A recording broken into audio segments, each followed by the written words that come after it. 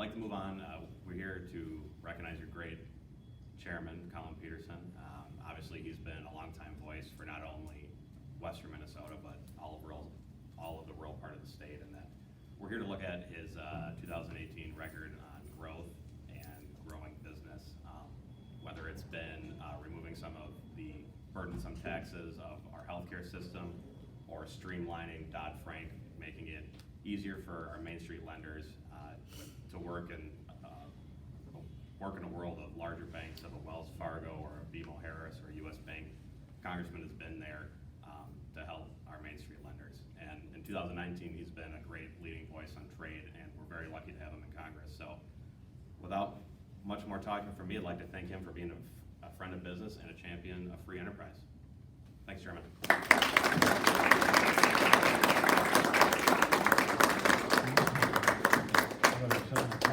Oh, good idea.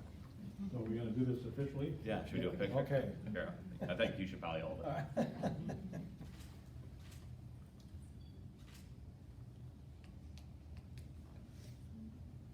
right. So Thanks, they Congressman. changed these. Yes, it's the first time in So probably. they used to be like a, Roman looking. right, yeah. I got a Very whole traditional. office full of them. I believe it. I believe it. Well, thank you very much. I appreciate the recognition. I worked with the Chamber of Commerce and a lot of the different business organizations out in Washington for many, many years. Also, I guess I could mention that I'm also awarded every year from the NFIB, which is the organization, the Independent Business Organization. And I think I'm one of the few Democrats that gets this every year. And some of them get it now and then, but I think it's been 25, I don't know if it's been 30 years, whatever. But I got a lot of them sitting in my office. Good. And I also belong to a number of the Chamber of Commerce organizations out here in the district, because the rules allow us to belong to the Chamber through our office.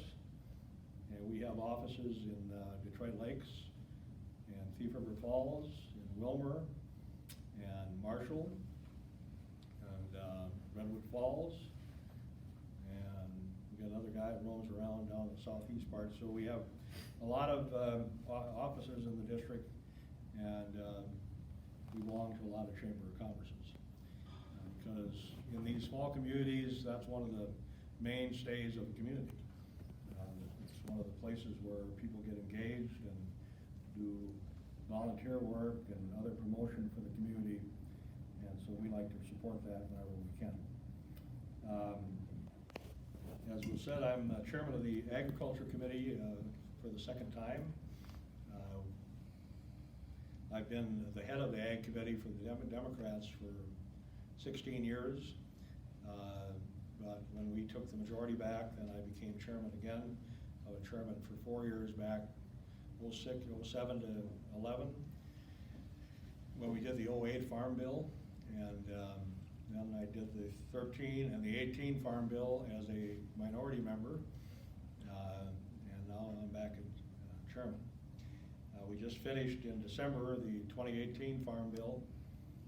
We do these every 5 years, and it was difficult, as it always is. It seems like it gets harder every time we do it, but we worked through it, and we kept the Ag Farm Bill from becoming partisan. It's one of the few bills in Congress that we've been able to keep out of the partisan situation, which is not easy. You know, those of you that paid attention to my career, I make both sides of the aisle mad about half the time. So I figure I'm doing something right. Because I think both parties have been, especially now, have been captured by the extremes on both sides. And one's as bad as the other. And there's very few people like me left in Congress. You know, when I first came to Congress, there were a number of us that were like myself. And now, it's, on some of these issues, I'm the only one left. At the time, that I came to Congress, there were 65 Democrats that were against gun control. They were pretty much 100% supporter of the Second Amendment. I'm the only one left. This last vote we had on guns, I was the only Democrat that did not vote for this gun control bill. And the main reason is they put things in it I told them not to put in. Like, you'd have to go through a licensed dealer to give a gun to your son or to your, you know, it's just crazy. You know, we don't need that. You know, when you're giving it to somebody you know, but these folks, a lot of them just hate guns, and if they had their way, there wouldn't be any guns, you know. Well, in this district, that's fighting words. Anyway, so I've tried to be middle of the road. I've tried to look at things in a nonpartisan way, to look at things as what makes sense and what doesn't. And because of that, I get these kind of awards. But the U.S. Chamber does a great job promoting a number of different issues, changes in tax policy. Right now, the trade stuff is, I think, at the top of your agenda. The U.S.-Mexico trade agreement that's been negotiated over the last couple, 3 years is now getting close to being approved. You guys gotta go have another cookie.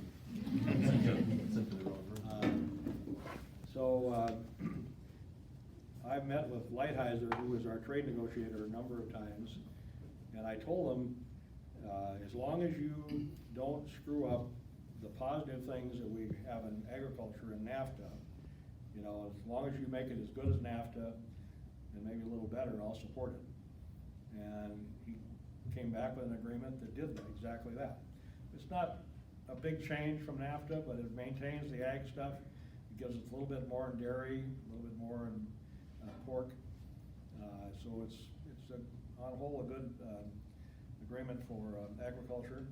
And so I was the first Democrat to come out in favor of ratification of the U.S.-Mexico trade agreement, and I've been getting votes within our caucus. We've made progress. We're up to probably 70 or 80 now Democrats. The goal is to get over 100 Democrats, and when we do that, which I think will be next month, we'll be able to pass it. So the trade stuff has been challenging. These tariffs are a big challenge for agriculture, but also, and this gets missed a lot, they are a huge challenge for manufacturing. And we have a big manufacturing base in this district that people don't realize.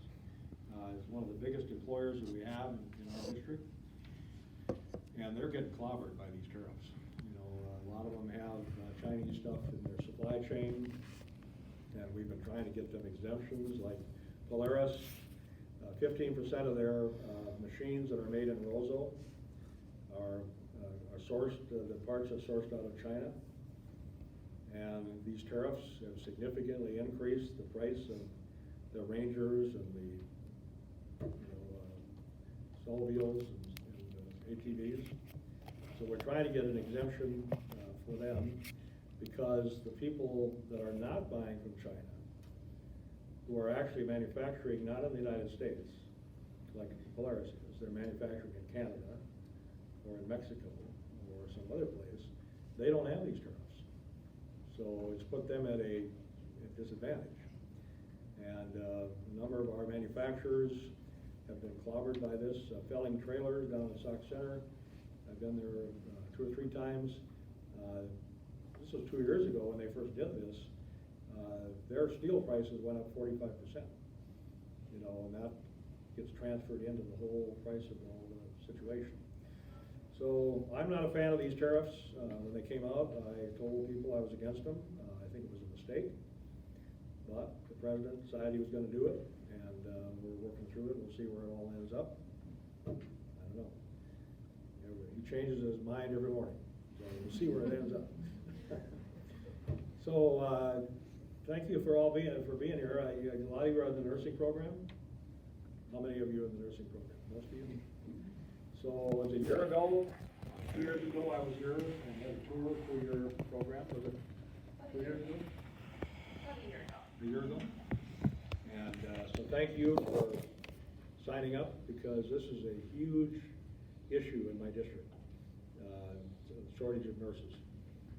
And we have one of the great programs here at this tech school, and we need more folks like you getting into the profession, because I don't think you're gonna have any trouble finding a job when you get your certification. Because every place I go, whether it's nursing homes, hospitals, whatever it is, clinics, they're short of nurses. Thank you for signing up. And you guys, what are you doing back there? What are you in? What classes? Mechatronics. What's that? Mechatronics. Okay.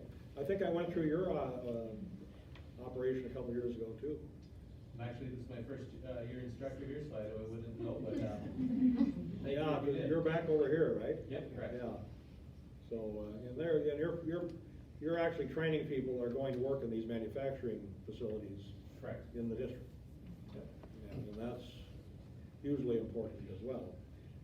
We kind of lost our way here in Minnesota 10 years ago when they merged the MinSCU board, and we kind of cut the cord between business and the tech schools, and it affected us, you know. So now we got that going again, right? We got Absolutely. the businesses in here working with you guys, telling you what you need, what they need, and training people for what the jobs are, and that's the way it should work.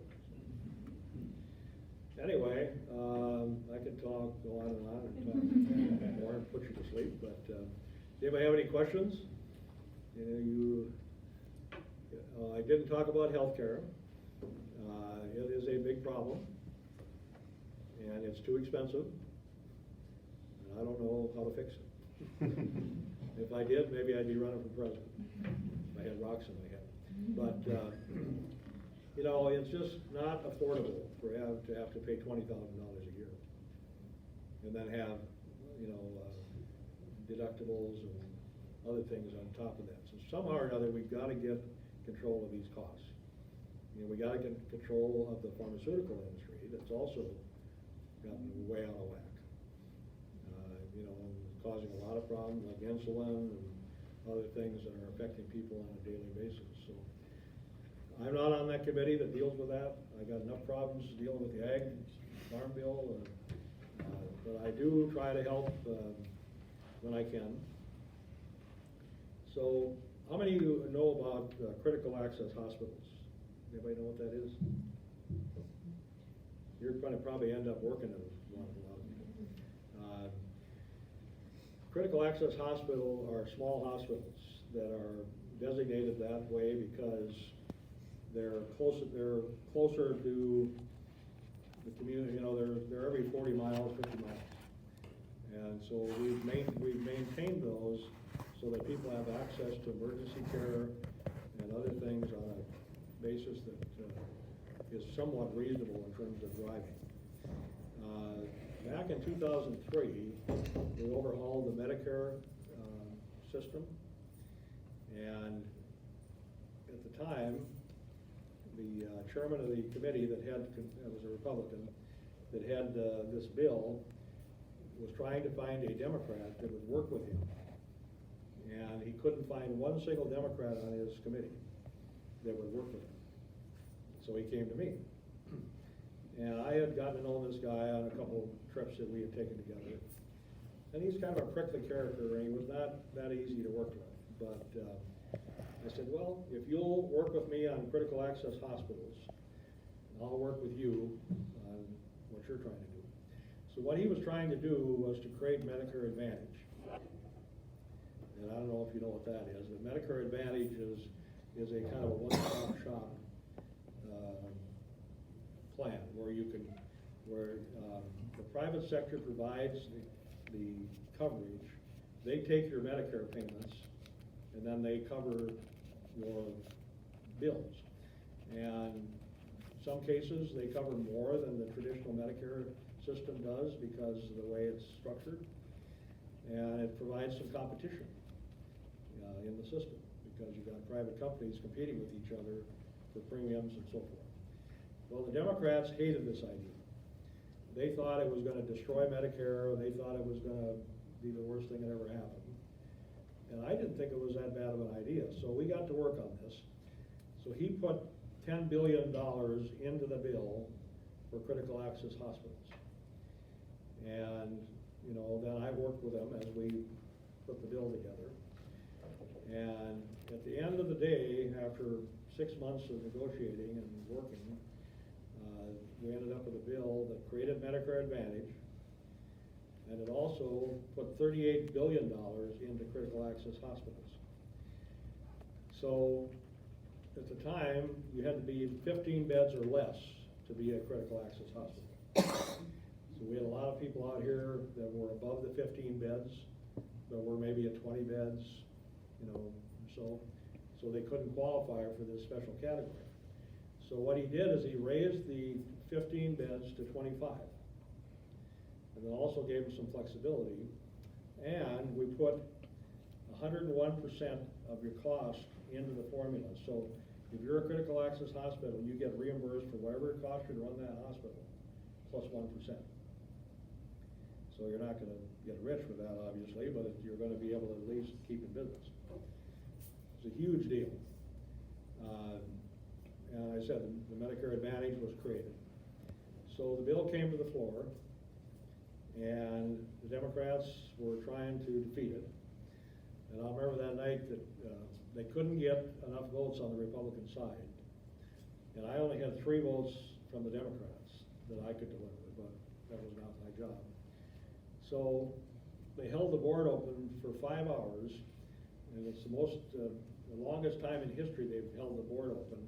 It went till 5 o'clock in the morning before they finally got one guy, Republican, to give in and vote for the bill, and it passed by 1 vote. So in the meantime, you know, I was on the retiring room, which is the speaker's lobby, which is right off the floor, with John Boehner and a bunch of other Republican buddies of mine. And Nancy Pelosi comes chasing me out there trying to get me to switch my vote. And I just said, no way. I said, Bill Thomas did what he said he was gonna do. He's giving us what we need for critical access hospitals, and I'm sticking where I'm at. You know, so she put a lot of heat on me. But it turned out to be the right thing to do, because the Medicare Advantage has been a success. And no question about that. And we have probably 40% of the people in the district that have Medicare Advantage. You know, and it did not undermine Medicare. And the critical access thing kept a lot of hospitals in business. We wouldn't be in Kitson County. You know, we wouldn't be the Olivia Hospital that got built here just a couple years ago would not have happened if we wouldn't have had this. So there's a lot of things that were able to be accomplished. And it was a case of my being willing to stick my neck out and work with somebody to make something happen, even though I wasn't on the committee. And it's probably, of all the things I've done in my career, it's probably the most satisfying thing that I've done. And the most, I can see the effect of it every time I go to the hospital. So you'll probably end up working for one of these smaller hospitals, and the only reason they're still there probably is because of this bill. Anyway, I'm talking way too much. Anybody else? So, Yes. there is so much bipartisanship. There's some significant bills going on, and just the one that you talked about it was resolved because you were willing to work with somebody. What do we see for the future? How are these things gonna change? Because you said, Well, it doesn't look good for the short term. Because if they don't find a reason, I mean, if they don't have a reason to not be bipartisan, they'll find a reason. You know, and it's just, I don't know, I think it's the districts have been so gerrymandered that, well, out of 435 districts, we have about 380 that are one-party districts. So you already know it's going to be a Republican or a Democrat. You just don't know who the Republican and Democrat will be. And so what that has done is it's created primary elections. And so the majority of our elections are in primaries, not in general elections. So my district is not one of these. Obviously, Trump won my district by 32 points. So I have the most Trump Republican district of any Democrat. Nobody's even close to me in terms of my district, voting the other way from my party. So what happens is, and what's going on right now, Nancy Pelosi did not want to get into this impeachment until they had more hard evidence about what to do. And she was doing pretty good until this whistleblower thing came out, and then she got all this pressure from the left wing of our party that she had to do something, or they were going to go after her. So she started, this inquiry, which is, I don't really have a problem with that. I mean, I have not officially supported it, because I think it's unnecessary. You can investigate without this, but they did what they did. But she was forced into this by the left wing. This is kind of what's going on within our elections. On the Republican side, if you don't support Trump, you're going to get a primary. And if Trump comes out against you, you're going to lose if you're in a Republican district. And that's why they're behaving the way they are. On our side, we have this AOC and the Squad and Ilhan Omar and all of them that are finding candidates to run against our people on the Democratic side, who are way more liberal than I am, but they're being attacked that they're not liberal enough. And so that's what happens. So you don't get a challenge from the other party. You get a challenge within your own party, and on the Republicans it's from the right, and the Democrats from the left. And so what happens, Republicans move right, so they don't get challenged. Democrats move left, so they don't get challenged. And that's what you have left, is maybe 6 of us in the middle. And as they say in Texas, the only thing in the middle of the road are yellow stripes and dead armadillos. And sometimes it feels like that. So it just, somehow or another, we got to get these districts back to competitive districts, not within the party, but within the general election, so that people have to go out and talk to people in the other party. Most of these folks on the right and on the left never talk to anybody in the other party. They have no idea where they're coming from. They have no way to relate to them, and that's what causes this problem. I don't have that trouble, because when I go out every day, I'm talking to more Republicans than I am Democrats. That's just how it is. And I know very well where the Republicans are coming from, and I get advice. This morning, I was at L&M Fleet Supply to get some propane for my deer stand, and I got lobbied by one guy. Comes up to me, he says, "Please don't impeach our president." He said, "He's the best thing we ever had going for us," and I said, "Well, I'm trying to be impartial, but if he actually broke the law, then I'm going to have to consider that." He said, "Well, he said, that's fair enough." So then I get out, and I'm getting in the truck, and this guy yells at me, comes over, and he's just, got to get rid of Trump, So that's just the story of my life. We're very much divided between the parties. And I think we're going to have some better reapportionment in 2022, which is when we do the next redrawing of the districts.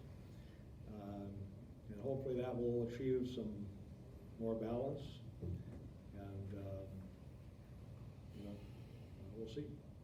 But, I'll have to say this, this is my 29th year, starting the 30th year in politics in the House, and I was 10 years before that in the state Senate.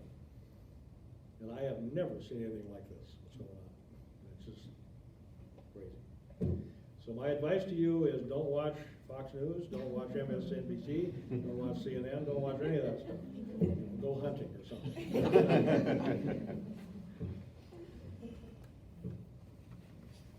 All right, well, you guys probably need to get back to class, huh?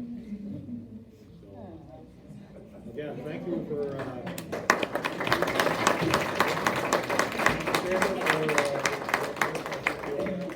thank you guys for everything you do. Of course.